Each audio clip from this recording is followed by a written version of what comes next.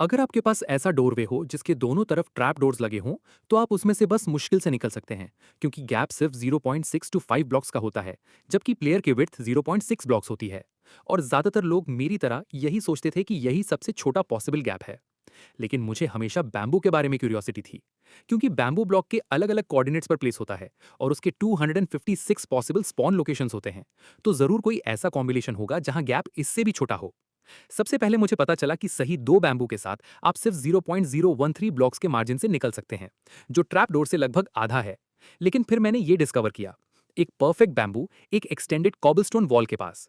इसमें प्लेयर सिर्फ 0.002 ब्लॉक्स के मार्जिन से फिट हो पा रहा था। लेकिन एक और ब्लॉक है जो बैम्बू की तरह ही प्लेस होता है, पॉइंटेड ड्रिपस्टोन। और इसके भी कई अलग अलग लेवल्स होते हैं।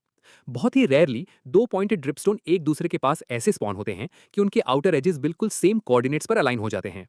इसका मतलब है कि उनके बीच का गैप लगभग एग्जैक्टली 0.6 ब्लॉक्स चौड़ा होता है। मैंने बहुत कोशिश की लेकिन फिर भी उसमें फिट नहीं हो पाया। फिर एक बार मुझे वही सेटअप दोबारा मिला, लेकिन इस बार ड्रिपस्टोन दूसरे कोऑर्डिनेट पर परफेक्टली अलाइन नहीं थे। इसलिए मैं ब्लॉक को हिट करके खुद को अलाइन कर पाया और अंदर निकल गया।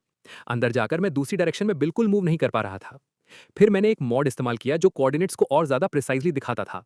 तब पता चला कि इन दोनों ड्रिपस्टोन के बीच का फर्क सिर्फ 0.00001 ब्लॉक्स है। यानी ये माइनक्राफ्ट में सबसे छोटा पॉसिबल गैप है जिसमें कोई प्लेयर कभी फिट हो सकता है।